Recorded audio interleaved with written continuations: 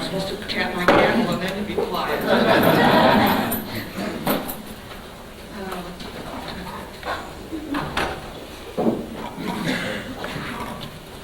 If you can't hear me there in the back, holler. Dick, can you hear me all right? Okay. I'm Marge Funk, the immediate past chair of the Thomas Nelson Community College Board, for those of you who don't know me. And I have some suggested rules of engagement for this evening. And then I have some announcements, and then I will introduce our panel here. Number one, this is not a public hearing. It's a presentation for information only. And it is to refer strictly to the feasibility study results.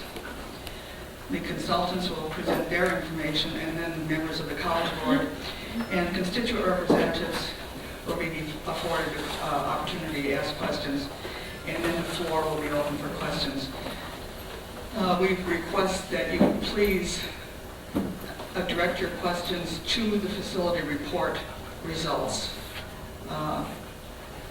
That's what we're here for, is information on this report, so please confine yourself to that. Okay.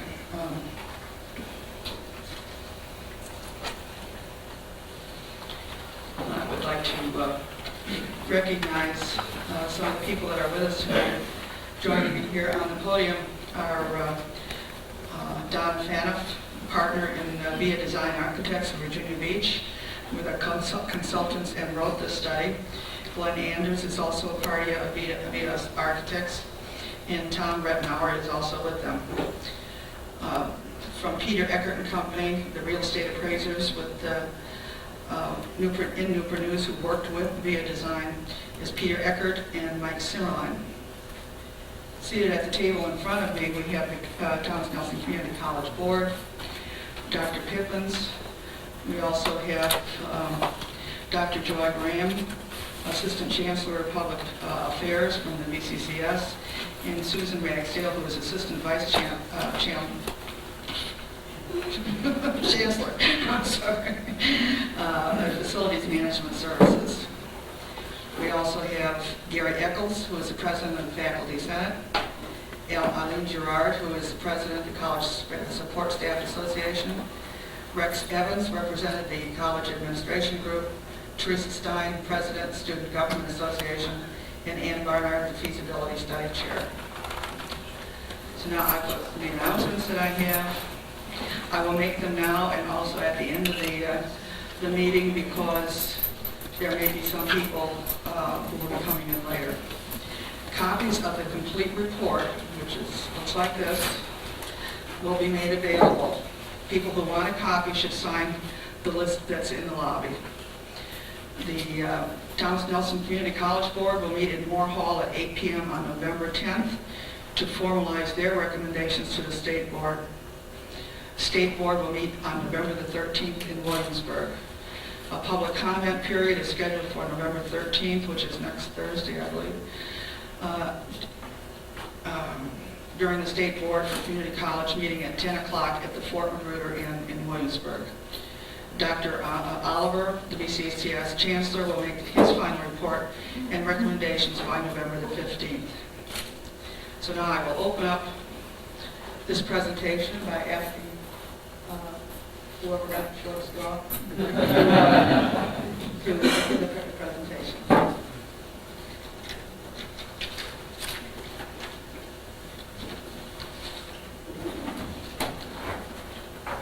Thank you, Marge. My name is Donna Fanoff of Via Design Architects, and thank everybody for coming out here this evening in weather conditions such as they are, and thank you for your interest in this very important study. What I'm going to do is briefly run through a little bit the purpose of this study, why there was a need for this, and talk a little bit about the conclusions and some of the issues that we found important to review to determine our conclusions. To give you a brief background about how this whole process was started, in November of '96, the idea to relocate the campus to the Newmarket Fair Mall was presented to the college by the developer, ESG companies.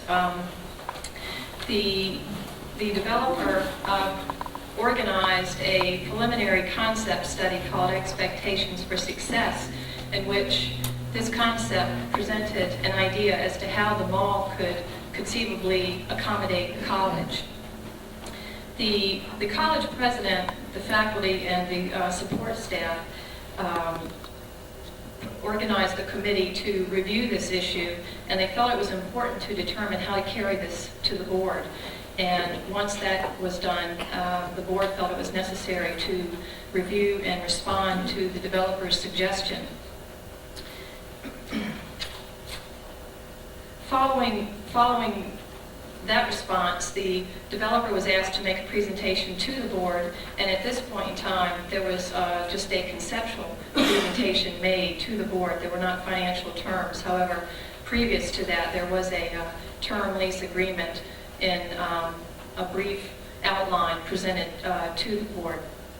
And after this, the board thought it was necessary to carry out this study a little bit further to determine if it's a good idea, if it's appropriate for the college, and how could it support the college. And so in 1997, the Virginia legislature funded the support of this study to be performed for the Virginia Community College system.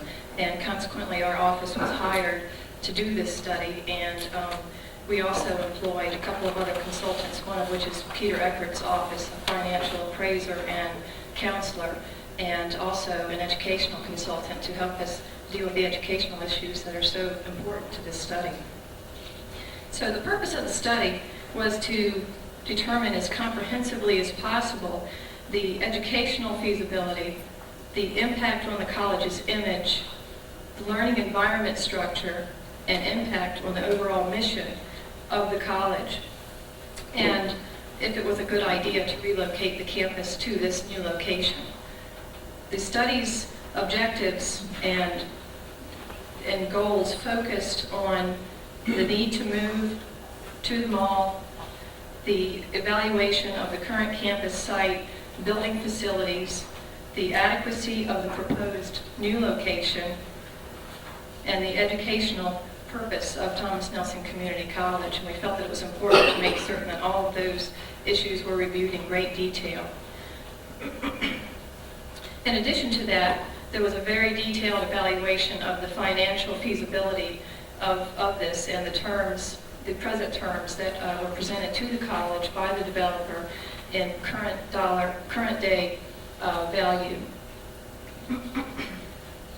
The conclusions of this study revolve completely around the need, the financial impact, the space needs that the college currently has, the image, the flexibility that this move could potentially provide the college, the serviceability and balance of the college's mission, and consideration given to the risk of undertaking such an effort, and ultimately, what does this mean for the future of Thomas Nelson Community College?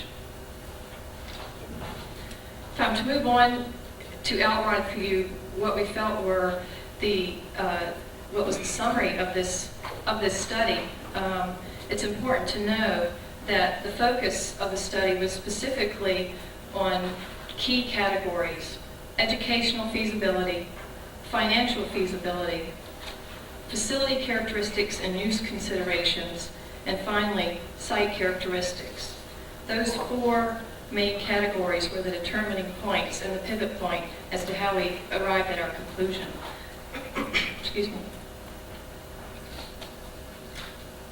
It's important to understand that in the educational feasibility aspect of this study, that issues that were considered were the learning environment that exists at the college currently, the image, the internal community building, which is inherent in community college system, and the mission and the future of the college.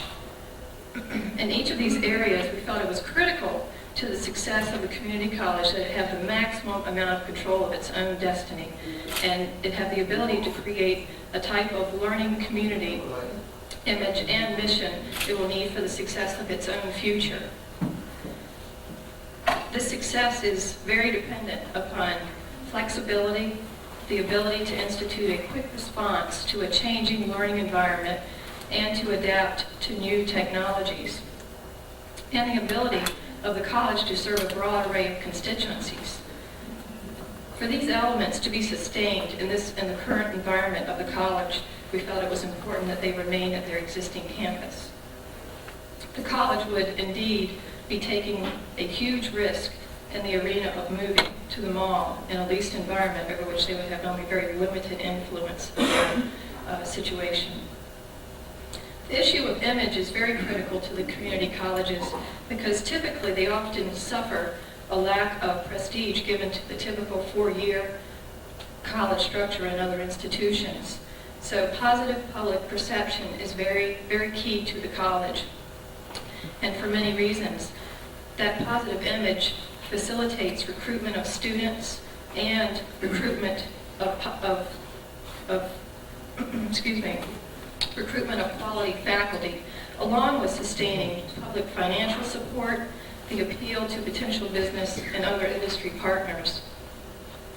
We felt that it was clear that in the architectural character of the mall that it did not support those issues in the least, that the exterior walls are void of detail and fenestration, and that they do not send a signal of collegiate architecture, much like this current campus does. The lack of outdoor spaces at the mall and the ability to create outdoor gathering spaces did not reflect traditional campus culture, which this current campus fully supports, and combined with the college's inability to control a single image, given that they would be a tenant within a larger structure of other tenants occupying other significant areas within this building, and that they would not have control over the appearances of those parts of the mall, nor would they have control of the traffic in those areas of the mall.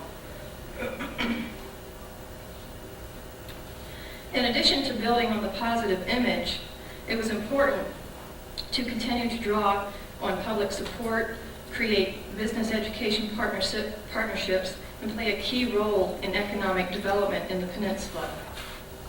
The college's commitment to economic development is clearly through workforce preparation, not revitalization of a portion of its service area simply by its location or presence.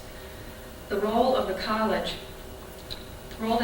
needs to play in economic development is best served by continuing to communicate the image of educating a highly competent and skilled workforce for the peninsula from its existing campus. It was clear that the college must sustain its position of strength to consistently put forth the image of quality, affordability, opportunity, and resources to all of its community. Moving on to the financial feasibility issue of the report. As I mentioned before, the terms of the lease that were presented were evaluated on a present dollar cost such that they could be compared with the current campus cost. And all of this was amortized over a 25-year period, which were the terms of the lease proposal. So both the cost of the lease and the cost to remain at the existing campus were uniformly considered in a 25-year term. Not only operation, but occupancy were quite different in scale. Operation at the mall was nearly $6 million per year versus the $3.3 million here at the existing campus. Occupancy at the mall was in the $86 million range versus to remain at the existing campus for 25 years, $49 million. Even if these terms were reorganized and presented in a physically feasible manner, it still would not offset the aspect of the educational inadequacies that the mall would have.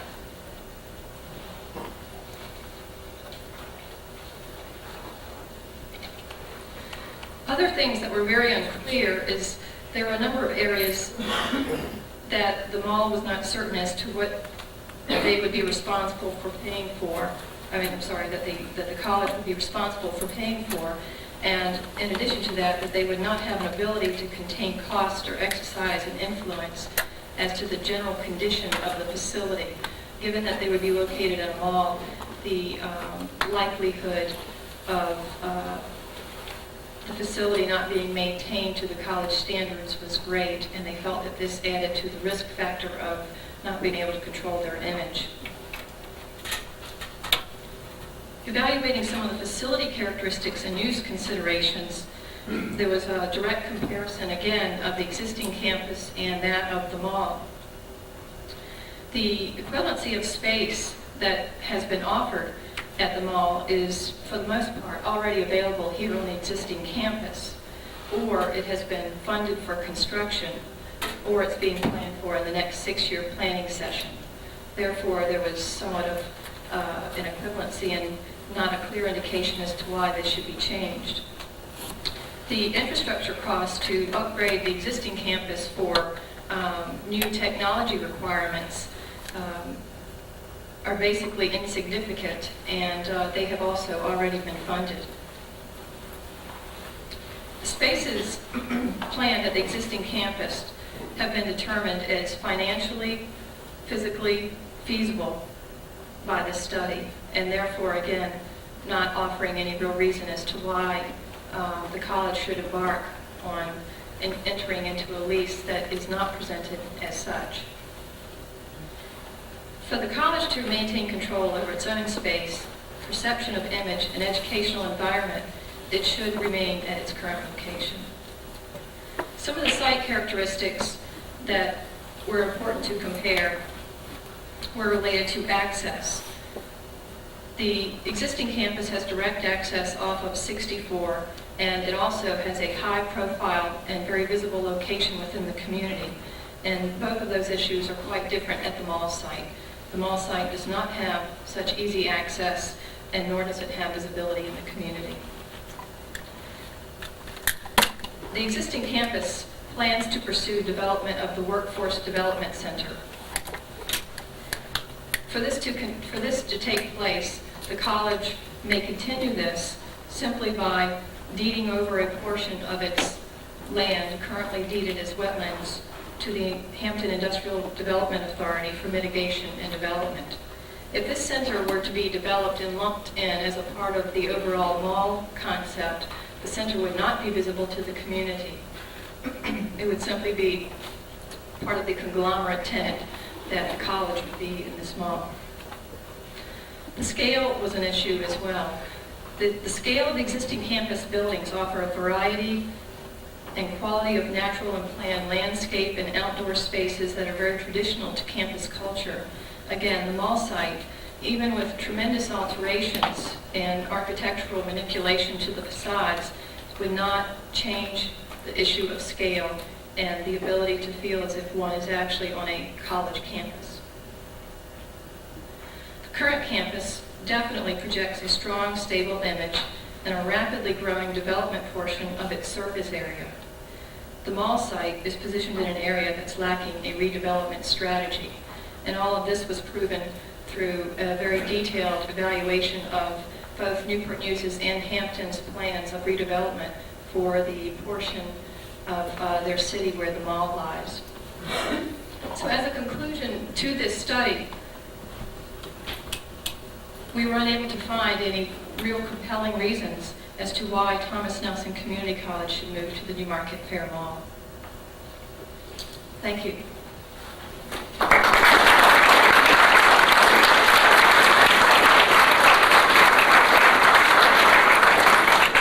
We'll now open for questions from any of the members of the College Board. Do you have any questions of either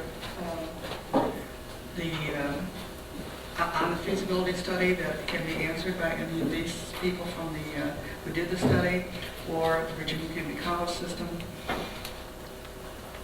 Bill? Bill Monroe from North County. One of the things, I haven't had a chance to go through all of the data.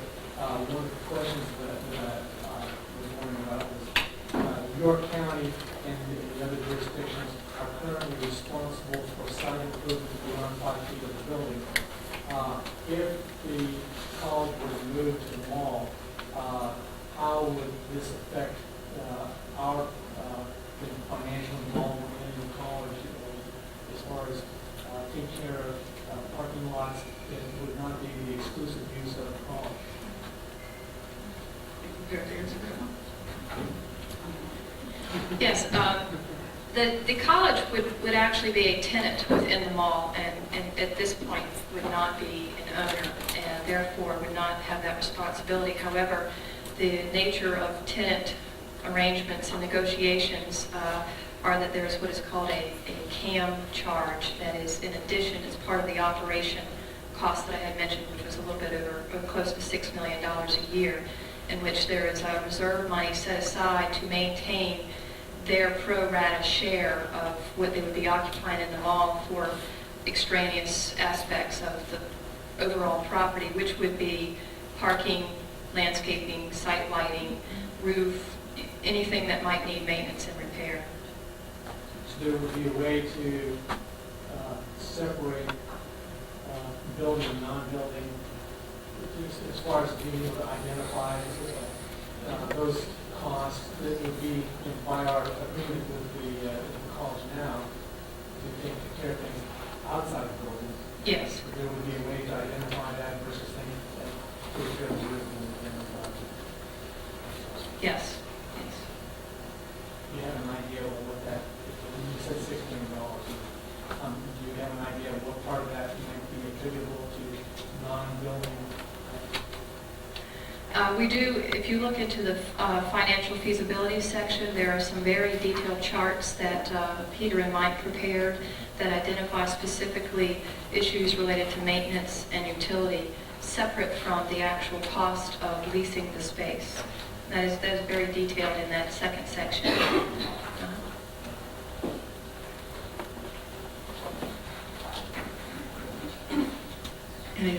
Any other questions from the College Board at this time? Mark, just wanted to clarify that. Okay. Joy Graham? Yeah, I just want to mention that once those issues are identified, those funding sources, because of the language in the Appropriations Act, those funds would still have to be non-general funds, in other words, not state funds, in order to deal with parking lot issues and repair and maintenance to those. So those funds of the college's contribution would still, as I understand it, unless the Appropriations Act changed, which of course could happen. But if the appropriations language stays, then it would still be the responsibility of the community to help fund those 5 feet from the facility itself. Any other questions from the board? You can always raise your hand later. Okay. Ann Barnard, nothing from the feasibility committee? Rex Evans, the college administrators group, do you have any questions? Yes, Mrs. Sloan. One question. Did you consider the concept of a virtual campus and campus renovations to the current campus? If so, then what comments do you have? That's sort of two questions, right? One related to the virtual campus, and secondly related to the evaluation of the existing campus. Yes. If you review the section, let me see here, called Student Focus, that section of the study demonstrates growth projections and what could potentially be the needs of the college by the year 2022, which is the 25-year period that we reviewed. And in that, it indicated the facility needs based on the student growth projections. And in those facility needs, which is the following section called Facility Use Considerations, and then at the end, Building Facilities, we not only evaluated how you use the spaces here at the college currently, in addition to what the projections would be by the year 2022, but we performed an evaluation of the existing facilities.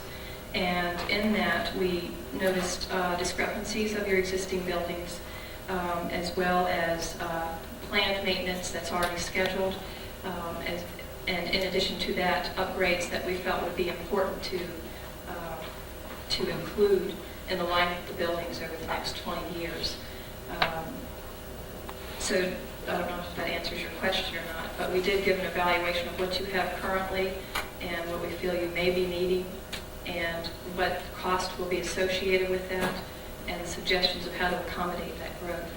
And in the issue related to satellite campuses, we did not identify where they would be and how many you may need, but it's very clear, looking at the history of growth of Thomas Nelson, that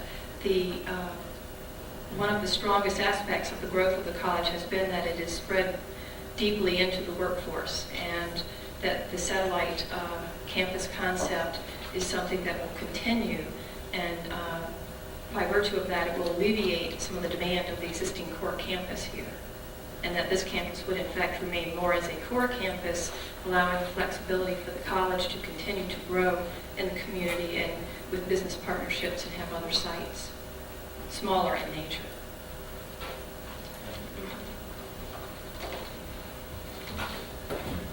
Mrs. Hunter? Yes. Additional question. Okay, all right. Is there any compelling reason that the General Assembly would not accept your recommendation? Appears to be mine, but I think so. Joy? I would not even hazard a guess as to what would go on the minds of the Virginia General Assembly. What I would say is that the state, to tell you what the process is, this board will address their recommendations to the state board, which is the governing board.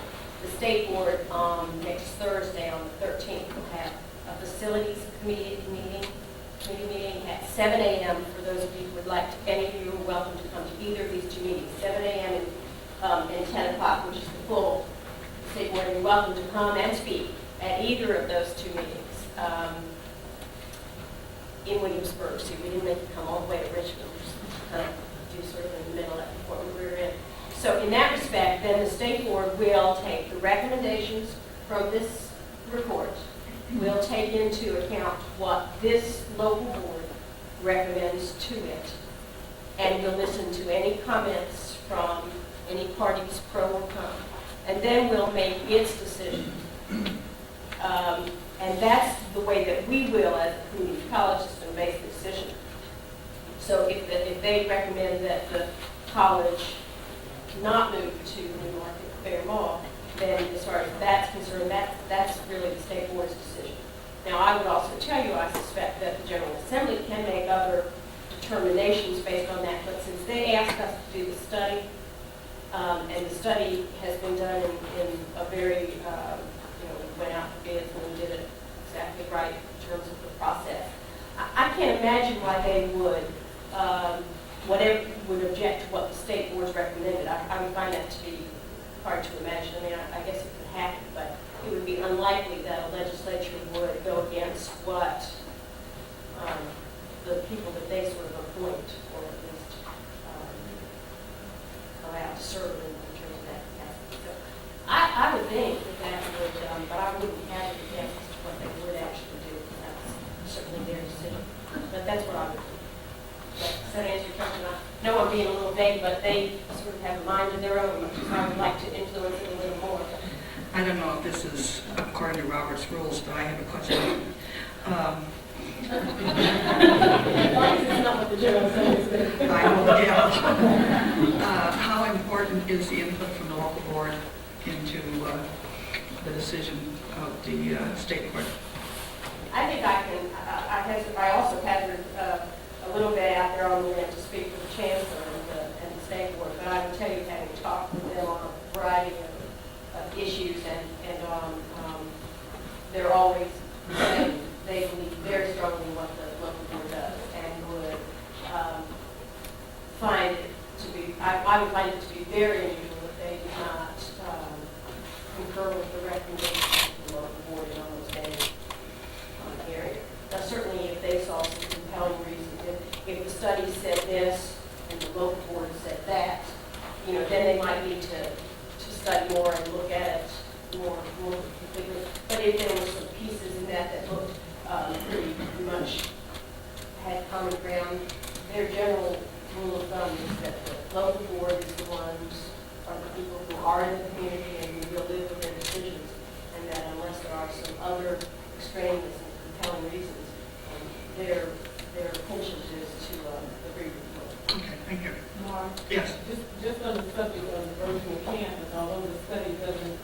directly addressed, but it gives us additional data which we can use to design, especially the data gives us about what we need to do to upgrade our current facilities to state-of-the-art conditions. So essentially, we're left in a position where we could move forward on that concept if we chose to. Teresa, Stein, you have any questions? Eileen Gerard, any questions? Dr. Kippens, you have any more questions? Or statements or comments Our or? leadership staff has more questions. I'm just a messenger, Mrs. Hart. That's right. I like you, Rex, so you don't have to worry about getting the messenger. There are a number of suggestions or needs in the feasibility study that should be considered. Will they be addressed at a future date?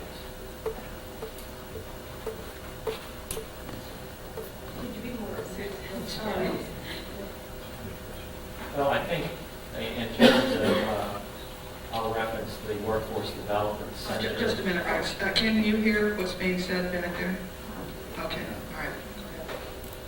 all right. Let me say, what he was saying is there are some issues that were raised in the study, and will those be, they're not quite the same as, they're just new issues that have been raised about the Workforce Development Center and others. Will they be addressed? I think that they would be certainly welcome to be addressed. I mean, the state board would probably not address them. I think the local board would be the appropriate place to bring that to their attention if there are some actions that they would like the local board to take. Specifically that I will be addressed by the state board, but not within the context of this. But the state board is very aware of the need for that workforce development center. That's what they are going to talk about at their next state board meeting. But if there are other issues, I know that you were talking about some things that we ought to be considering for the good of the buildings over the long haul and those kinds of things. Certainly, I mean, you have a study for a lot of reasons, and the reason was to determine whether it was a good idea to move the campus. But regardless of that, the information that's in the study is important. And if it brings up some issues that need to be addressed, absolutely we're not going to put it in the shelf and say, well, that's done, and move on. I think we want to take all of the things we learned from this study and try to put them in context. But we would take the lead for all of that from the local college. And finally, is the recommendation not to relocate the campus a permanent decision, or is this a decision that can be considered at a future date?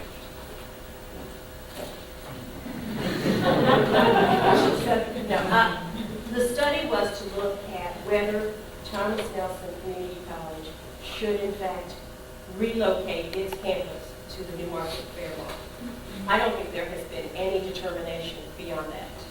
I mean, we read the papers, so we saw some of the land information, and I know the college has for years been working along those lines. We don't want to put anybody at risk either. So certainly we're not making any determinations. We don't know what will come down the road. We don't know what the sense of this community will be in the next year, 5 years, 10 years. So we're not making a determination that, this is going to be the campus and forever and ever, amen. I think what we were doing was looking to see if it was good fiscally, educationally, and financially, thank you, to relocate to that particular site. Other options have not been addressed in the study, nor are we trying to make that determination. Thank you.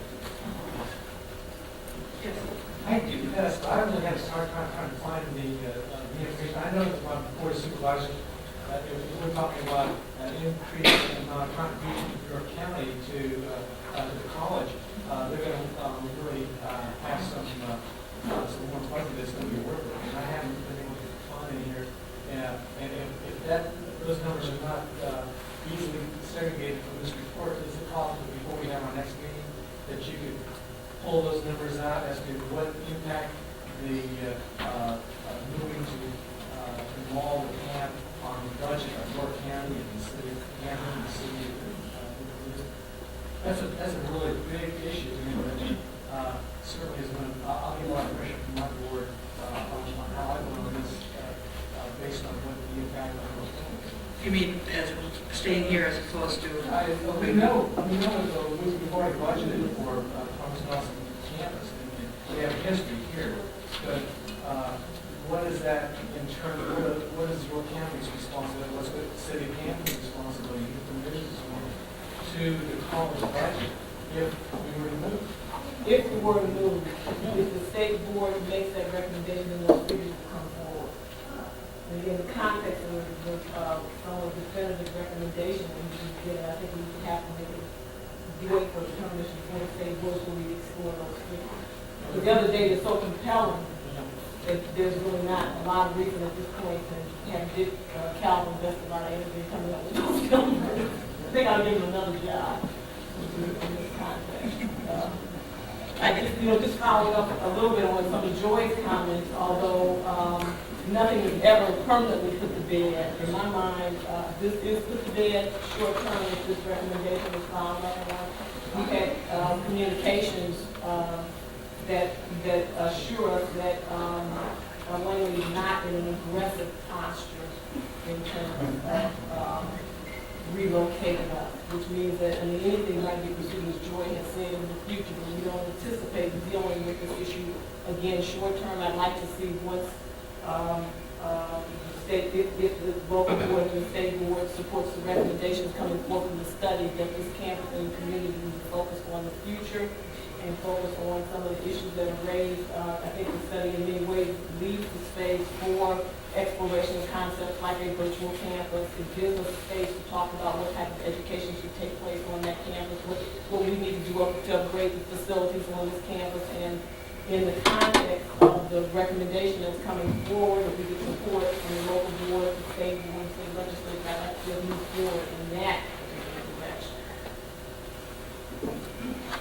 any other questions from the board or anybody else seated up here? I'm going to throw it open to, Gary. No, I didn't. I checked you off.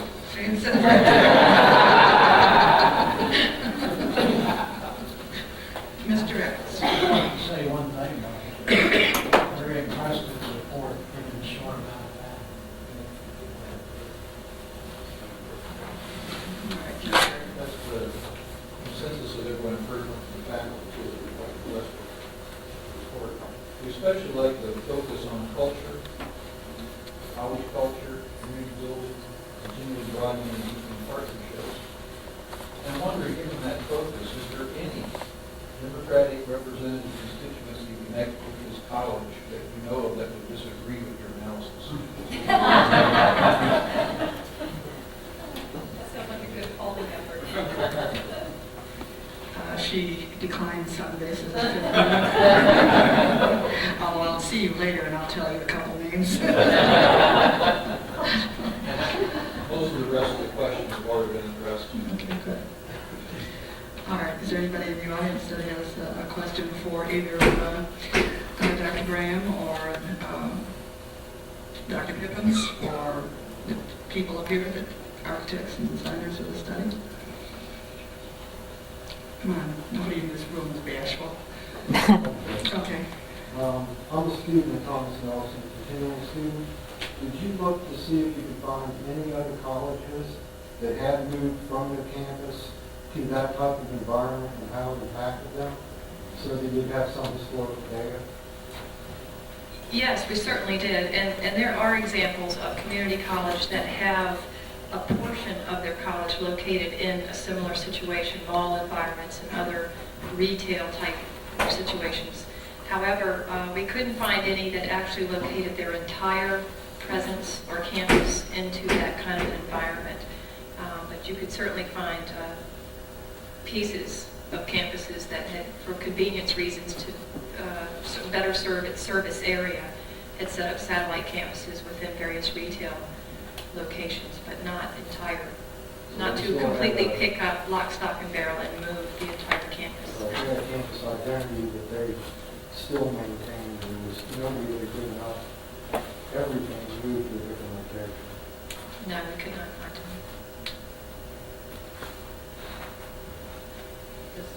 I wasn't going to say that. All right? Go ahead.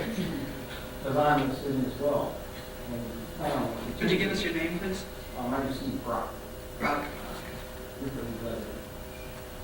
Have you taken into account the students that are attending now, like what their opinion would be, like to say, I intend to keep going to school? Or if you move down to Newmarket North, have you taken into consideration who or the student body would move with you?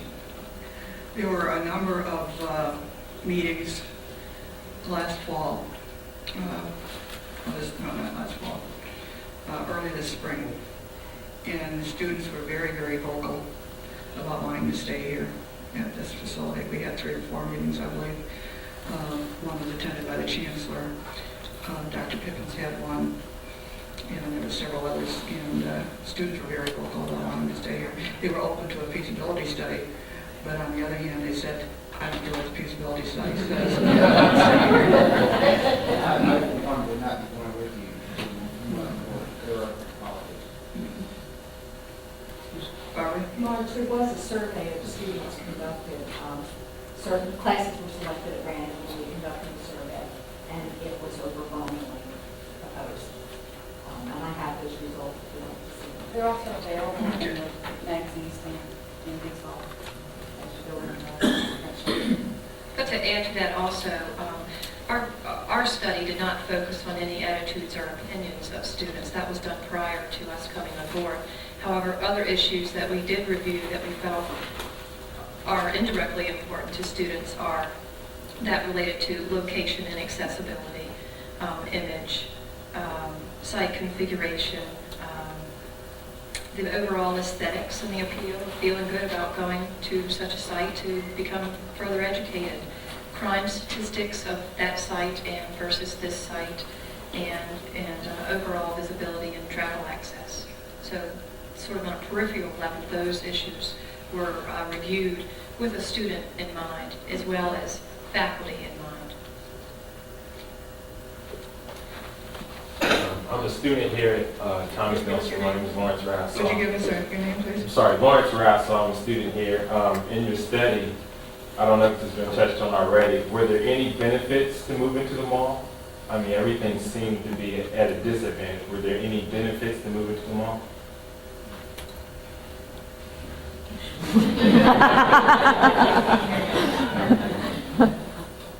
I can't remember any that we found.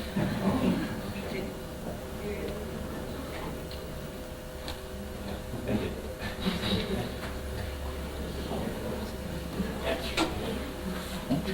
Give us your name. I'm John Lindsay, president of the Alumni Association. I'd like to say I think you come to the right conclusion to leave the campus where it is. I'd like to also urge the board to support that conclusion. Thank you.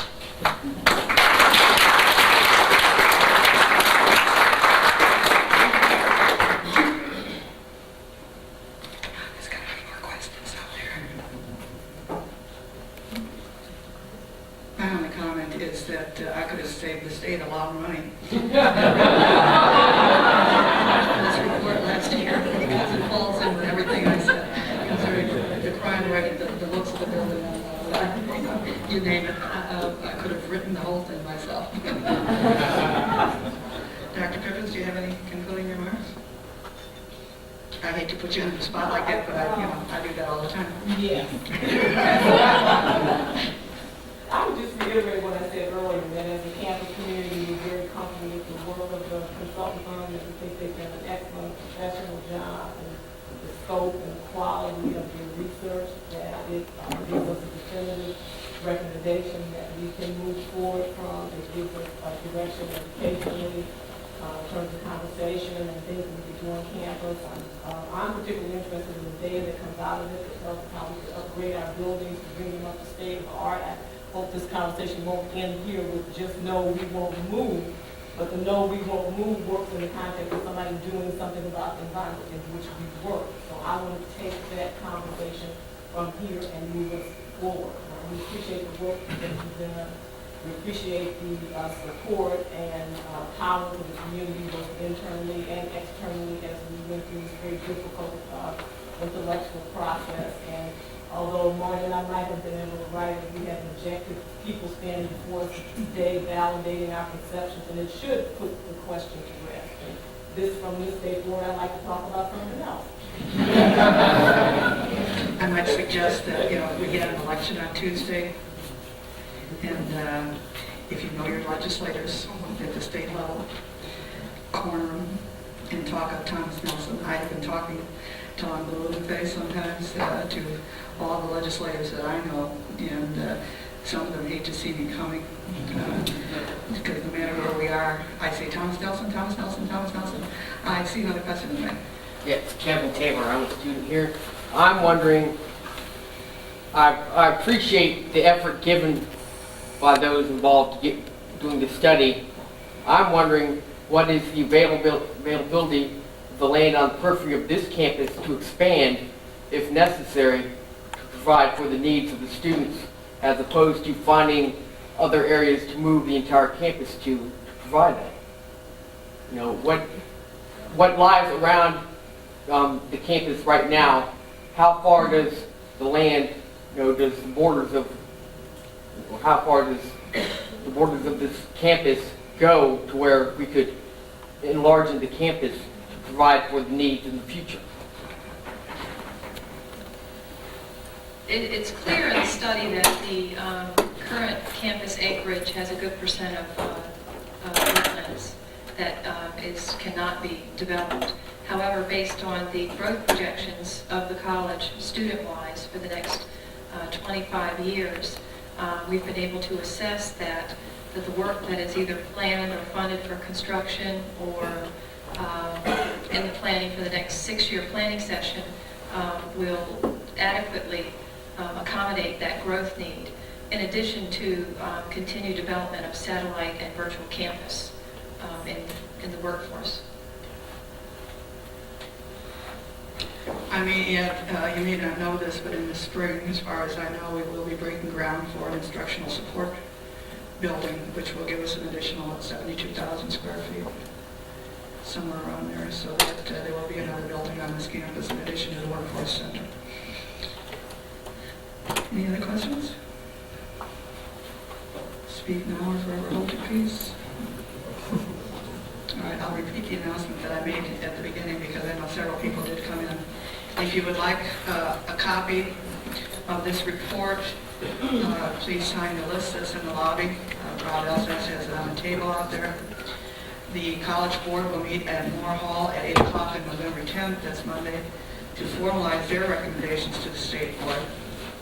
And the State Board will meet in Williamsburg on the 13th, that's next Thursday, at the Fort Rotary, and everybody is welcome to attend either. There are 2 meetings. One begins at 7 o'clock in the morning, and I will not be there.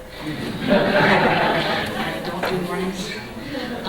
There will be another meeting, public comment period beginning at 10 o'clock at the Fort Rotary Inn. So if you're free at that time, please feel free to attend that meeting. They will also take comments from the public, although they do want them written out, correct? Yeah, it would help us because depending on how many people come to speak, it would help us if we also had written comments, if you have any. Now, if you want to get up and just say a few words like some of the people here ask questions, that's fine. But if you have, some kind of actual statement, then we would like to have it written.